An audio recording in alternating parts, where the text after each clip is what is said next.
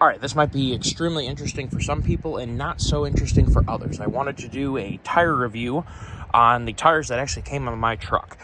And if anyone's been watching the channel for any length of time, you know I'm mostly partial to aftermarket off-road looking wheels. My main interest, I guess, outside of being a normal everyday person, is I like off-road racing, about 1000, mid 400. Always been into that kind of thing. I did SAE Baja in, well, it was sort of high school, sort of wasn't. Technically, we were taking college classes, so that's how we were able to compete at a high school level, or excuse me, in a college level as high school students. We were seniors. I've been into building and racing and whatever for a very long time. And so my main influence has always been, well, number one, military vehicles. I like military vehicles. Number two is off-road racing. So my general, the look that I like to have on a truck is off-road racing. This is a bit of a departure for me. This is the longest I've ever had stock tires on a truck. I put now 6,000 miles on these tires. It's still pretty, I mean, to me, they don't really look worn. We could take a tread depth gauge, but there's, a whole pinky full of tread on highway tires. So I'd say that we're doing pretty good. 6,000, 6,200 miles, 63, I think. These are Bridgestone Dueler ATs, and I think they're called Revo 3s is like their designation. I think that means revision 3, potentially. These are 275, 65 R20. Which should put them about 34s. I think it's about 34.2 or something of that nature. 275 is a pretty decent tread width.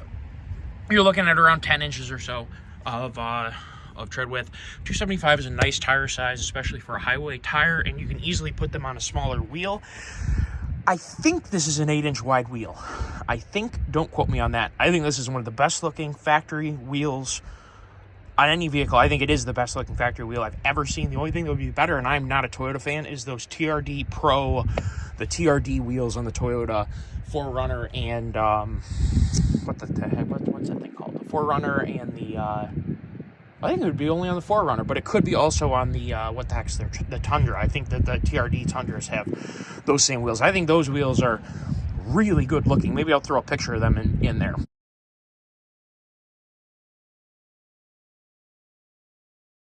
These wheels, to me, they're kind of a gunmetal gray color, look really cool with the silver. Now, my truck is dirty, and that's how you know that I'm not telling you information that is based in nonsense. This poor thing's been through a little bit. We just completed hunting season here in Michigan, which means that between the deer I've recovered for ourselves and for other people out of fields or areas, it's been around. Haven't done any trail wheeling with it yet. I would like to. These tires seem to hold their own off-road. And when I say that, I'm used to driving, I guess what I was going to get at too, is I like the off-road truck look, and I also like mud tires. And the reason is because I find that you need to have mud tires, especially in a heavy truck, and especially if you're going to go dabble in mud. This truck has been in my field when it's been raining. Let's just say the last 60 days, I'll bet it's been raining 30 of them. I'm not even kidding. It's been awful. We've had more rain. It's just been crazy. Just tons and tons of rain. These tires seem to clean very, very well. I haven't been stuck. The top, at least 2 inches of the field is usually pretty goopy, and it seems to hold its own, stops okay. Kind of does what you need to do. So if you're not trying to go get yourself in trouble, you definitely need to consider having mud tires. Mud tires are the bee's knees when you're trying to go look for trouble. If you're just trying to, do what you got to do. Maybe you got to go check on your animals in your, or maybe your fence in your field. You got to go, maybe do some checking your animals, bring them feed, bring them bedding and all that kind of good stuff. Bring them some water, do your chores. Or if you need to go recover deer or whatever, these tires work extremely well. And this is coming from someone who isn't really a highway tire fan. These little niches seem to, when I'm looking at the tire, when I'm driving it, you can see in the mud, these little niches seem to be doing at least a little something. The tires have a really cool looking, I don't really know how practical they are in terms of if you were really on rock or something like that and really wanted to use your sidewall, or if you're tucked down in some mud or sand with like roots. Would they really do anything to help you get some traction on roots? I don't think so. I think the root or a rock would just pop right over top of them. And I can't speak to how tough the sidewalls are in terms of wheeling with them. I think that might be a little bit more than these tires were designed to do. They're probably 1 or maybe 2 ply sidewalls. I doubt these are very, aggressive. They kind of have this, like in a high performance tire on a car, this little rib right here is usually like a rim protector. And on this tire, you're not really going to do much rim protecting, considering the rim is a good ways in. So I don't really know why this is here. I always like the look of having this. It makes me feel like when they bonded the tread to the carcass, it just makes me feel like they did a really nice job when you have a big wide lip like this. A lot of Nittos have that design too. So if any of you guys are tire engineers and want to comment why some tires have this nice looking, especially like a Nitto, this nice looking, almost looks like a joining mark in the mold between the carcass, which is the structure of the tire, and the tread surface, which is your wear and traction surface. I'd be curious to hear what this functionally does, or if it's just an appearance thing, or if it really is only a rim protector. Like I said, in this case, I'm not sure you're going to do much rim protecting. What these tires are great for, that I've used them for, I have never driven a truck that is so resistant to hydroplaning. When I was just saying we've had a ton of rain, I'm talking piles of it on the road. I have never driven a truck tire that is rated to do the things that trucks are rated to do, that is as resistant to hydroplaning as these tires are. They seem to really, really shed the water. I don't really know. When you look at the tread design, it's not like they jump out at you as great to shed water, because there's not really anywhere for the water to go. Usually what you want to do is be able to have channels for the water to leave, but potentially because of the tread depth, there's just enough room to get the water away from the tread block and into the grooves. And as you can tell, it's pretty chilly here. I'm getting a little cold. Should have dressed a little better. It's kind of uncanny how these things are able to shed water, but I will tell you, these things resist hydroplaning like crazy, so big thumbs up in safety. Love that. I have not had them in deep snow yet. I'm looking forward to getting them in deep snow, like snow up to here. It'll be fun. And go find out how the truck does with these tires. My bet is traction control is going to be the limiting factor in that situation. Just not going to get enough wheel speed to get up on top of the snow because of traction control being awful. So in that case, I can't speak to what they're going to be like in deep snow. What I can speak to, as you can see, the truck is covered in salt. We've had rain, sleet mix here and there for a couple weeks now, and I have driven in some very icy road conditions, and these things seem to be phenomenal. I would call them, at least in ice, because there haven't been enough snow, to be comparable to a 3-peak tire in the ice on the road. So like if you have a dusting of snow and it's all packed down into the let's say the aggregate of the cement, these I think are comparable in the ice and the snow. I cannot speak to what they're like in deep snow because I haven't had them in really anything over, honestly, it's mostly just been ice covering and a dusting of snow. So can't speak to snow performance, and I'd like to get some snow to go try them out, which we absolutely will be trying out because snowmobiling season should be here, and we will absolutely be snowmobiling. We will be using this truck to go up snowmobiling.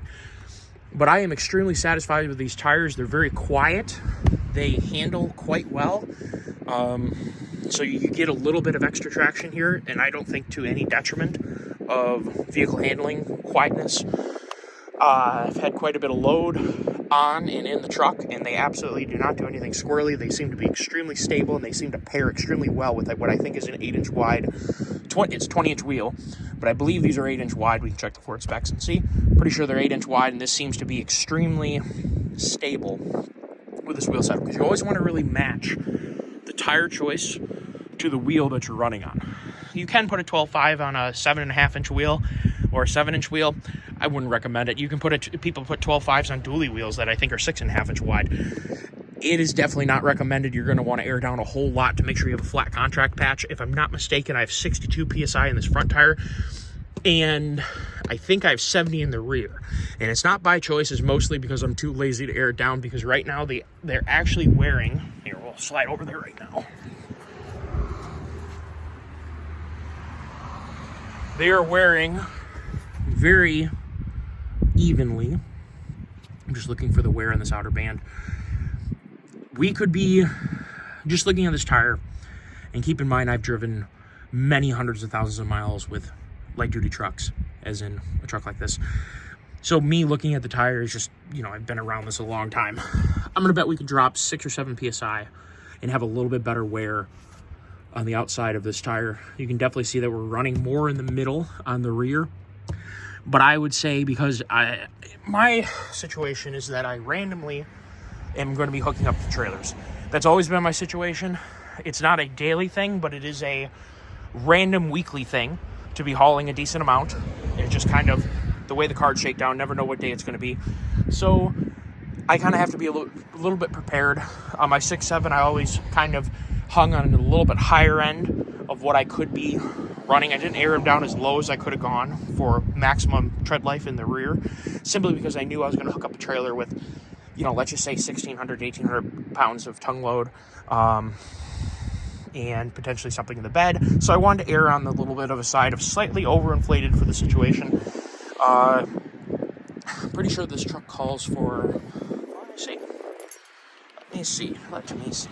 Truck's dirty, so don't judge. What do we got here? Looks like we're calling for 80. They're calling for 80 out back. Now keep in mind, this is actually worth talking about. This truck has 4,381 pounds of payload. It has a front GVWR of 5990, a rear GVWR 7230, and a total GVWR of 11,499. These recommendations, 60 front, 80 rear, are for when the truck is loaded to maximum GVWR, which is found right there. Which is, come on, brain, where is it? Right here. GVWR, that is the maximum amount of weight the truck is rated to haul on front and on rear. So you can put a maximum of 7230 on the back and a maximum of 5990 on the front. You're going to struggle to achieve this unless you're putting a plow on the front. Your total amount of payload cannot necessarily be achieved by putting things in the bed, because when you put things in the bed, you're not really putting that much weight on the front end. This number takes into account the available payload of the rear axle and the front axle compared to the truck's curb weight. So keep in mind that having a big number over here doesn't really mean all that much until you figure out how much of this total rear GVWR you are currently using. So you need to keep in mind when you're airing up tires that you do not need to be running this higher pressure. And I'm sorry that the phone is having trouble getting there we go. You do not need to be at max PSI unless you are at the max GVWR of the truck. And keep in mind, the max tire pressure on the side of the tire is the max for a max load of the tire. I don't know what the load rating of these tires are, just because don't want to quote it to you and have it be wrong. Let's just say this is not what they are. Let's just say they're 3750. Okay, let's just say that's what it is let's say these guys are rated at 80 psi. Unless you have 3750 on each tire, which is extremely hard to accomplish, you do not need to be at 80 psi. So I just want to make that very clear. And if you do have them aired up too much, you will have stability issues. And those stability issues become more profound if you, A, have a skinny tire, so a metric tread width. I found anything 245 and under can be a little squirrely. A 235 on like a 16, like a 235 75 R16, that can be a really scary tire on. Those would be commonly put on, say, older Super Duty or something like that, or an older GMT 800 or 900 Chevy. Those tires can be super squirrely. And the reason is because the tire height is getting to be too tall for the width of the tread surface. Because you figure 235 is probably something like this. So you're losing probably a whole, I don't know, almost 2 inches of tread width, most likely, something around there. And it definitely leads to instability. Here's another thing that leads to instability. When you air up a tire and you're running on the middle, keep in mind when the tire is rotating, you have a contact patch usually about like that. That's actually touching the ground. The bigger diameter you go to, that contact patch increases. So let's just say a 37 would be putting this much tire on the ground right there, okay? If you overinflate your tire, and keep in mind the larger width, the larger rim diameter, and the larger and the more sidewall construction you have, so a mud tire, and the diameter is all going to increase the specific load rating of the tire. When you overinflate those tires, let's just say you're used to running 70 psi with your not 37-inch mud tires, and now you are running 70 psi with a 37-inch mud tire, you might be running now on more or less a middle circle right here with very little of this outer tread block holding up any weight. And you'll see that, you guys can see right here, there's a difference in the wear on this outer part. They're just barely scrubbing the ground right here, right there. They're just barely scrubbing the ground. And this is worn down, and this is kind of combed up a little bit. And very little weight of the tire is actually resting on these outer tread blocks, or the outer portion of a tread block, okay? When you're running in the middle of the tire, which can happen for several reasons, like a wide wheel, or excuse me, a wide tire on a skinny wheel, that is one really good way to do it. The other good way to do it would be an overinflated tire, and especially if that overinflated tire is a wider tire on a skinnier wheel. Those are two ways you can make a truck downright scary. Let me tell you a little bit of a story. I had in college my 03 Cummins and my 04 Excursion. They were both very reliable trucks, but keep in mind I was putting at least 1,000 miles a week on those trucks. So we're talking basically 4,000 miles a month on both of them. I would switch off to try and limit how much abuse and tire mile, or just mileage I was putting on them. When I wasn't driving one, my dad was daily driving the other one to work.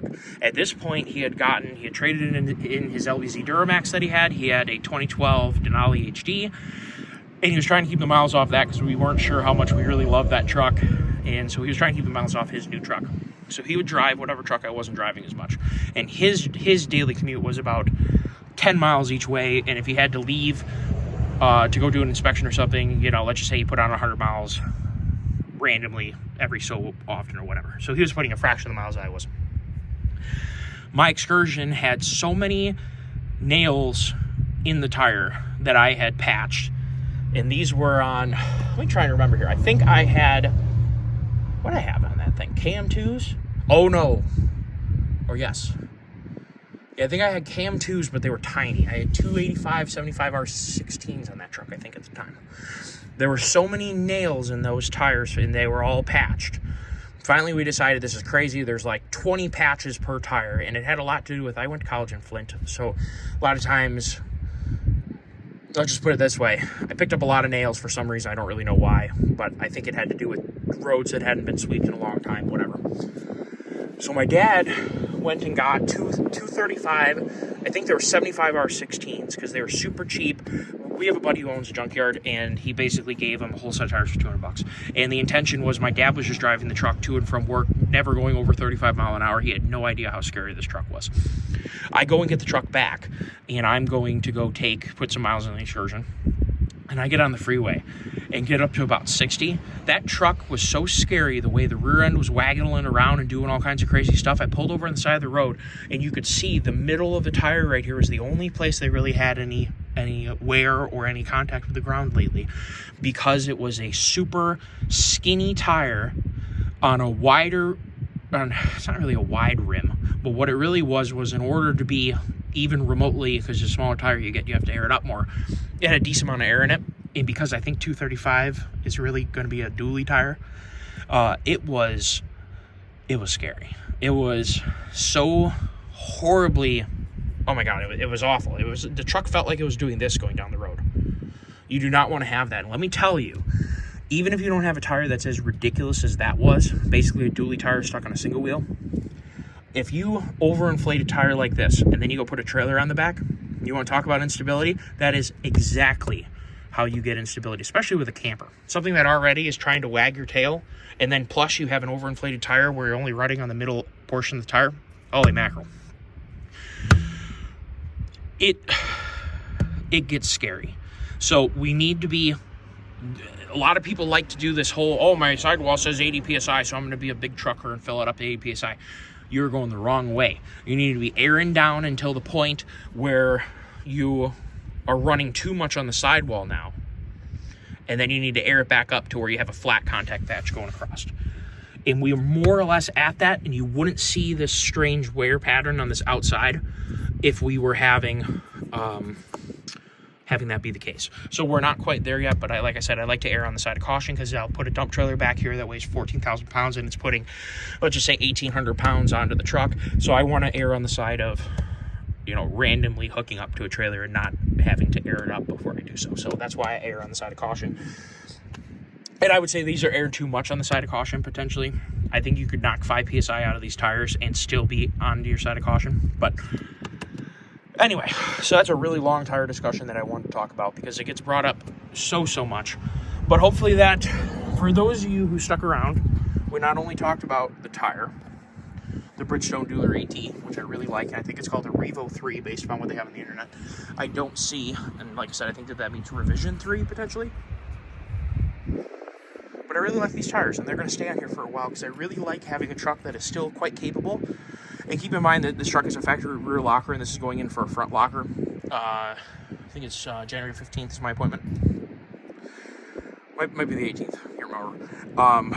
When you're locked front and rear, you can start doing things that a tire, if this truck had mud tires and didn't have lockers, we'll be going through more stuff like this than you will with a mud tire, or with mud tires, no lockers. So having a factory rear locker like a Ford offers, huge advantage, massive advantage, and it really does let you, and that's why I wanted to play on this side of it, was how capable could I have my truck and still have highway tires that I'm getting good fuel economy with.